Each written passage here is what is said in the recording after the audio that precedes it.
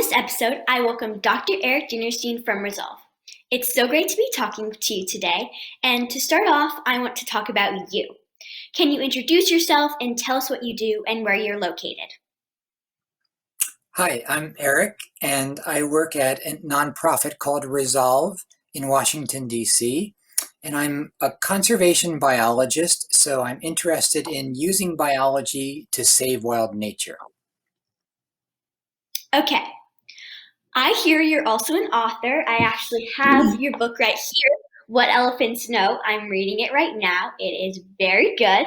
And can you tell us about your books, especially this series on elephants? So I've written a lot of scientific papers, like most scientists, and after a while, I began to realize that I wasn't reaching as large an audience as I would like to, and especially younger people who don't read scientific papers. And so I thought, how could I reach that audience of young people and give them that same sense of awe and inspiration I drew from the natural world?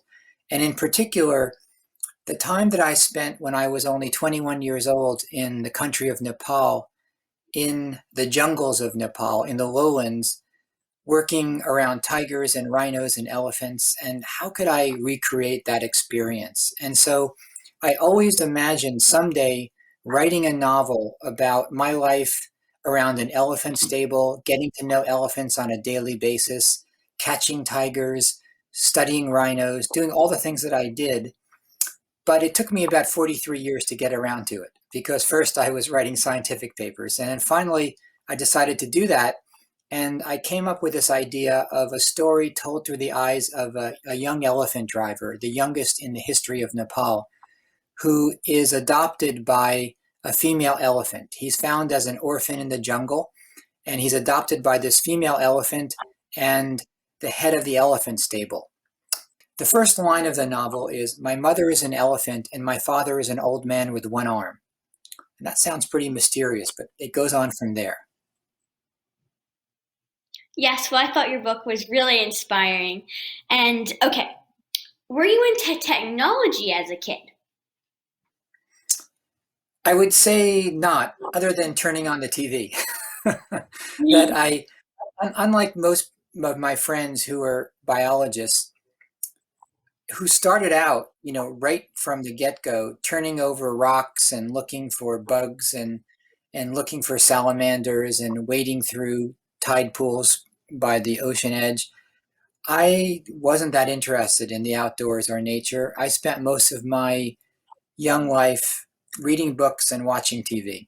And it wasn't until later, really till I got to college, that an inherent interest in nature that I think we all have just sparked within me, and I decided to become a biologist pretty late, not till I was a junior in college. However, when I was young, maybe in fourth grade, I had the same fascination with dinosaurs that most kids have, and I actually wrote a book about dinosaurs, which I wish I could find now, but it's disappeared somewhere. At any rate, I did have this love affair with dinosaurs, but then that pretty much evaporated, and it didn't resurface my love of nature until I was about 20 years old. What sparked your passion to want to save animals? My passion really draws from my experience joining the Peace Corps when I was 21 years old and being sent to Nepal to ostensibly be the first person to census tigers in a newly created tiger reserve in the lowland jungles of that country. Now, most people think of Nepal as, oh, it's Mount Everest, and that's what I thought too. When I got the first packet of information, I thought, I'm going to Nepal, and all I knew is I was living in Washington State, and I was into mountain climbing, and I thought, oh, fantastic! I'll go and be stationed up around Mount Everest, and I'll live among the Sherpas, and I'll I'll learn about Tibetan Buddhism, and I'll learn to speak Tibetan, and maybe I'll never return. And then I got the information, and in it were pictures of rhinos and tigers and elephants. And I knew enough biology, even though I didn't know that much, but I knew enough biology that didn't quite jibe with my picture, that rhinos and tigers and elephants didn't live up around Mount Everest. In fact, they lived in this lowland strip of jungle at the base of the Himalayas, only about 600 feet above sea level. And it was this hot, steamy jungle. In fact, I used to joke is this is where humidity was invented. It was really, really hot and humid. And that's the kind of habitat that tigers and rhinos love. And that's where I got sent. So I had a lot of catching up to do. Yes, I think tigers are really amazing, and I really want to see one in the wild. So you're so lucky to have that experience. That's amazing. Okay, so now let's talk conservation. Can you tell us about your experience coloring the first rhino and why this was so groundbreaking? Rhinos are highly endangered, and so learning about their ecology and behavior is critical to saving them. We were given the chance to put a radio collar, a device that allows us to track rhinos and learn about their lives, in the country of Nepal. And so we went out to do this. And the reason that we used radio tracking devices is because the rhinos live in this habitat called riverine grasslands, where the grass gets to be 25 feet tall at the end of the monsoon, the world's tallest grasslands. And so you need some kind of tracking device like that to even find them in that tall grass. So we set out one morning, and this was probably the most exciting day of my life. We went out with 20 elephants, and accompanying me was our wildlife veterinarian. And we found this giant male rhino who would be perfect as our first subject of study. And so we circled it with the elephants, and then he approached and darted it using a drug that's about 1,000 times more concentrated than morphine. So just a few drops is enough to sedate a several ton rhino. Can you imagine that? How powerful that drug is. So he hit the rhino with a dart, and the rhino stood there for about 10 minutes, like it's supposed to do as the drug took effect. And then it started to go to its hind legs and then to its knees and then lay on the ground. And we thought was sound asleep.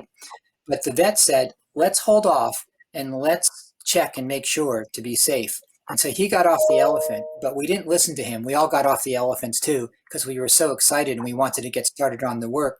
And so to make sure it was asleep, he gently poked it with a stick in the behind.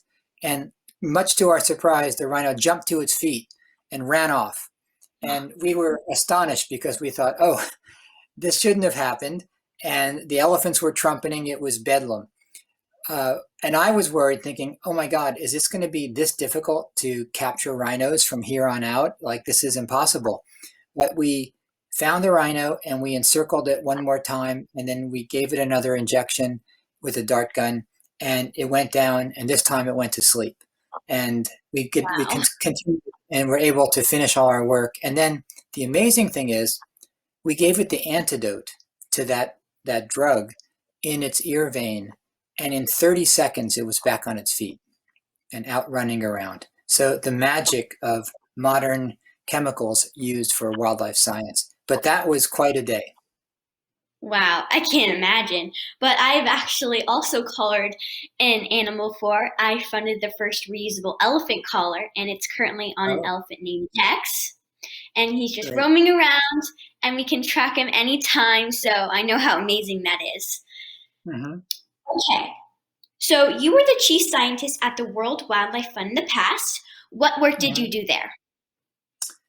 At the World Wildlife Fund, I led the science program for 25 years, and I did a lot of things like work on endangered species, create conservation plans for as regions as different as the Chihuahuan Desert, the world's richest desert for biodiversity that straddles the US and Mexico, the Galapagos Islands, the Amazon, the Himalayas, New Caledonia, one of the most interesting islands in the world, quite a few places on Earth to try and save nature. And then towards the end, I started to work more on technology, which I've continued at my new position at Resolve over the last 7 years. That sounds like an amazing job. Okay, so you mentioned the Galapagos Islands. Can you tell us what you did there? Sure. So the Galapagos are one of the most extraordinary island archipelagos in the world. Of course, we all know that this is the place that inspired Charles Darwin to come up with his theory of evolution by natural selection. And you can read the pages of Darwin's books and read articles about evolutionary biology, but until you go to the Galapagos, it's really amazing to see the wildlife there that has largely evolved in the absence of humans. It's only really in relatively recently in the island's history that humans have been there. What's also amazing to think about is that Darwin spent only 19 days in the Galapagos and only visited 5 islands. And that was enough insight for him 20 years later to put down his theory of evolution. That is probably the most powerful theory that exists in science. So, what we were doing there is trying to preserve the biological richness, the heritage of those islands from the major threats they face, which is largely due to invasive species on land and overfishing in the marine realm. And so Wow. our strategy was to really to address those major threats and make sure that the Galapagos Islands persist into the future with all the richness they have now. If you had to pick one or two of the coolest places you have traveled to conduct your research, where would those be? And can you tell us a quick story of an animal encounter? Sure. Well, I always go back to Nepal because that's my second home, having moved there when I was 21 and between being in the Peace Corps there for 2.5 years, and then after my PhD, I went back to become a biologist with the Smithsonian to study rhinos and tigers for 5 years. I got to know the country very well and the people and learned to speak the language fluently. And so it really is my second home. And the Nepalis are such wonderful people. The country is so diverse and rich. I guess I have so many stories about that. Uh, I, this is kind of a funny story. How I saw my first tiger. It's not how you think of. You're walking along uh, through the jungle and it just pops out at you. But we were taking a zodiac raft down the mighty Karnali River that was the border of what's now Bardia National Park in Nepal. And I was with my best friend who is Nepali, who taught me everything. He taught me how to track tigers. He taught me how to build tree houses to stay in the jungle at night to look for tigers walking along roads. Taught me animal tracks. And we were going along the river and we saw gangetic dolphins, freshwater dolphins, and gharial crocodiles, this rare crocodile that lives in the Karnali River. And he said to me, Eric, I have to go to the bathroom. And so, well, we decided, well, let's just pull off on one of these islands. And the islands were covered in rosewood, one of the most beautiful tropical timber trees. And in this dense rosewood jungle, my friend Guggen went off to go find a private place to go to the bathroom. And he was walking along, and I lost sight of him. He went into the forest. And then the next thing he came running out with his eyes really wide. And he said, Eric, come quickly, come quickly. There's a sleeping tiger right over here. And so we climbed up the rosewood trees so we wouldn't disturb it and wouldn't get in its way. And we sat and watched it. And it was just sound asleep. It was like 10 in the morning. It must have been hunting the night before. And we sat and we sat and we sat and realized, uh-oh, how are we going to get down now? Like, what if we disturb the tiger? Like the bark breaks off or a branch and we wake it up. And we realized we were kind of trapped in the tree. And so finally I thought, well, I'll just talk to it. And so I said in a loud voice, wake up, sleeping king of the jungle. And the tiger didn't do anything. And I said, wake up. And then it still didn't do anything. And then I shouted, wake up. And it roared and jumped about 14 feet and then headed off in the other direction. And we went back to our boat. And that was my first tiger. Oh my gosh, that is amazing. That would have been crazy. Okay. Yeah. After that, it Wow. wasn't as exciting. Other times I saw them. But tigers are so secretive that in my first 2 years there, I probably saw more tigers when we actually captured them for research than I did just going through the jungle. They really are great at hiding from people and from jeeps or elephants. Yeah, so I know that would be amazing. I really want to see a tiger in the wild, so that's amazing story. Okay, so now I'm going to jump back to technology. So you Hmm. developed a technology called TrailGuard AI. Can you tell us Mhm. about it? Sure, I'd be happy to. We've been working for the last 7 years on a way to better protect wildlife and study them, protect them from poachers and study them so that we can learn more about their biology and how to better protect them. And one of the real problems is that we need to put sensors in the field that can last a long time without having to go and replace the batteries every 2 months. And it has to be really smart. So it has to use the latest in AI or machine learning to recognize objects that we want it to recognize and then filter it so that it discards all the objects that it takes pictures of that aren't of any interest to us and only recognizes and sends us the ones that are of interest. So that requires training models, neural networks that I think your audience is going to learn more about to recognize, say, a tiger or an elephant or a wolf or a rhinoceros, and only send those images when the computer model recognizes that as a tiger, an elephant, or rhino. And that's the first part. But if we did only that, we'd just have a really smart camera, and we'd still have to go there and get the images off the SD card and look at them, a month later, months later. But what if these were poachers who were coming to shoot elephants? You'd want to have that instantly, wouldn't you? Go back to the headquarters to alert the rangers. So the other piece that we've had to invent is a way of transmitting those images really fast, either using cell connectivity, cell networks like a cell phone, or where there's no cell connectivity, which is in much of Africa and much of the world where wild animals live, a different way to connect. And we've done that as well using a low-cost satellite modem that connects directly to a satellite into the internet. We've recently detected poachers coming into parks in Africa where the intruders triggered the motion sensor of the camera, and it took only 50 seconds from it to go from the camera to the cell tower to the network to the internet to a server and back to the headquarters. 50 seconds. Wow. And then the rangers could go Wow. out and try to help them.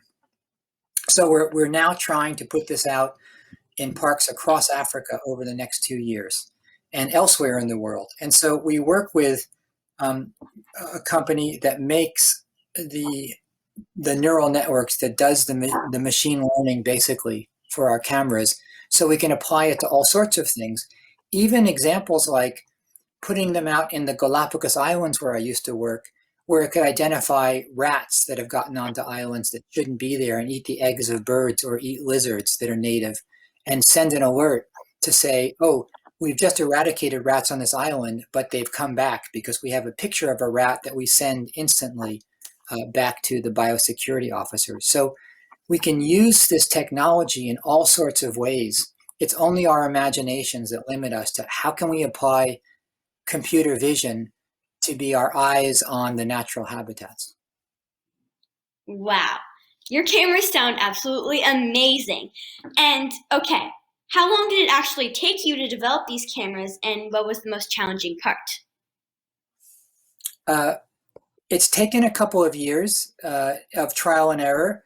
We had a first version that worked 3 years ago near in the Serengeti of Africa, but that didn't have as good of AI that we have now. So it's taken us probably the last year to really improve the AI greatly.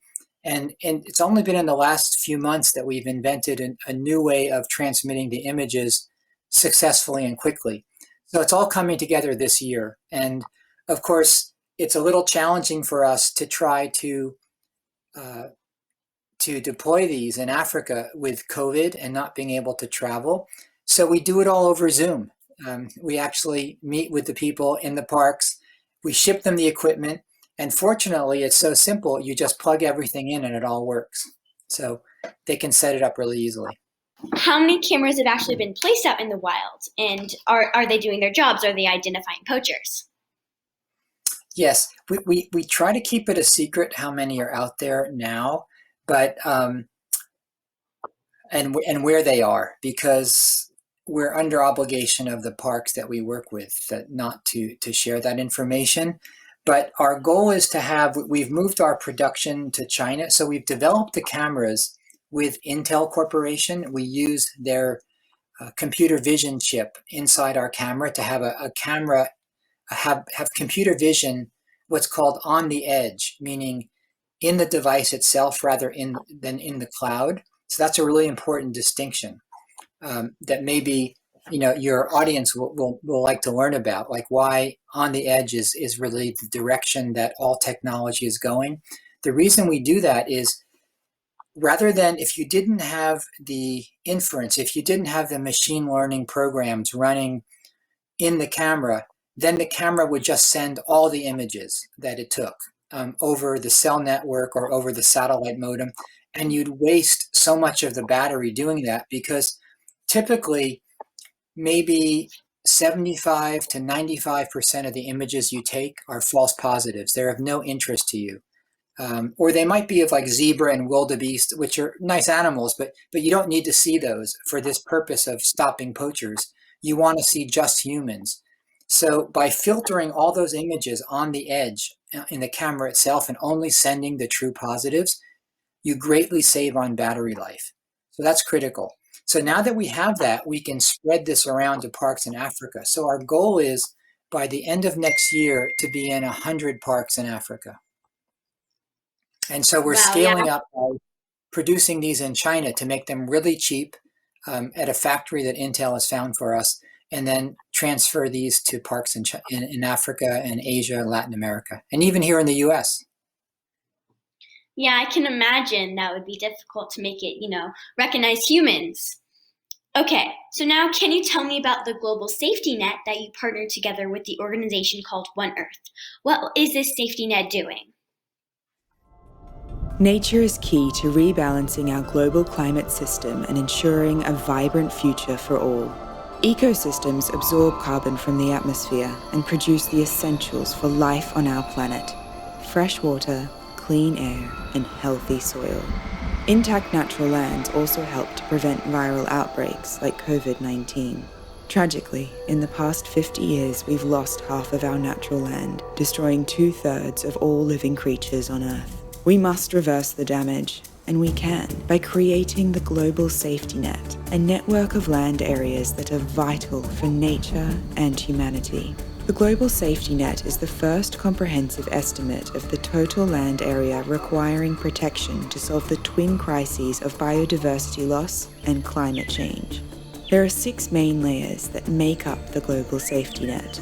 First, are areas already protected by governments, totaling 15% of the planet's land. Second, are species rarity sites. These are additional areas that need to be protected immediately before rare animals and plants are lost forever. Third are high biodiversity areas, groupings of plants and animals that are vital to maintaining our ecosystems.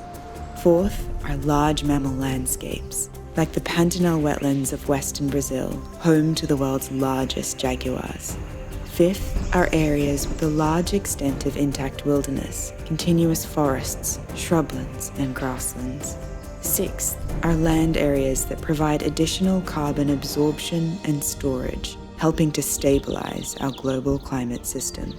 The global safety net also incorporates an analysis of potential wildlife corridors, areas of degraded land that can be restored to connect ecosystems back together, allowing nature to be more resilient as the Earth warms. Taken together, the layers of the global safety net total approximately 50% of the world's land, offering a blueprint to restore our biosphere, helping to keep global temperature rise below 1.5 degrees Celsius, and providing the ecosystem services vital to our survival. Over 1/3 of these lands are communally held by Indigenous peoples, which demonstrates the importance of safeguarding territorial rights for these communities. You can explore the global safety net through a new web application, which displays how every country and region can contribute in different ways towards this common goal. Visit gsnapp.org to learn more about your region and how it can contribute towards a world in which nature and humanity coexist and thrive together. We're at a real crisis point in the history of life on Earth and in our efforts to maintain a living biosphere. We have the climate crisis. We have the biodiversity crisis, where we're in the midst of the sixth great extinction event in the history of Earth. We also have an era where pandemics are occurring more rapidly. We have had 14 what we call zoonotic spillovers, 14 examples of where diseases have spilled over from animals to humans just in this century alone since 2000.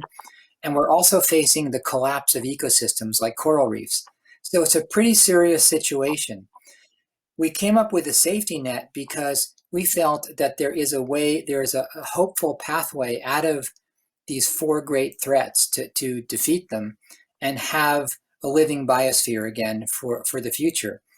And the way to do that was to come up with, based on the science, what we need to protect and where we need to avoid greenhouse gas emissions, and what are the most important places to conserve for nature, and put that all together on a map so that we could see exactly what we have to do. And that's the purpose of the safety net. It's the first time ever of mapping out how we save life on Earth. And now, can you briefly explain the global deal for nature? Sure. Most people know about the Paris Climate Accord, and that's an effort that's signed by almost every country on Earth to try to find a way to avoid the climate crisis, or the worst of the climate crisis that we face now. And what scientists have done is they've come up with one number that makes it really easy to understand, which is that for humanity to have a future, and scientists say for ecosystems not to unravel, we have to stay below 1.5 degrees centigrade rise in global average temperature. That's our threshold. We can't go above that. If we get to 2 degrees centigrade, things like coral reefs start to bleach out and die off, or rainforests turn to savannas. It will change everything. And so we have to stay below 1.5. But on the biodiversity side, we don't really have that number, that 1.5. So for biodiversity, our 1.5 is we have to protect 50% of the planet, terrestrial and marine. If we do that, then that gives us a pathway to stay below 1.5, because as it turns out, the two are interdependent. We can't solve the climate crisis without solving the biodiversity crisis, and we can't solve the biodiversity crisis without solving the climate crisis. So the two have to work together, and that's our goal.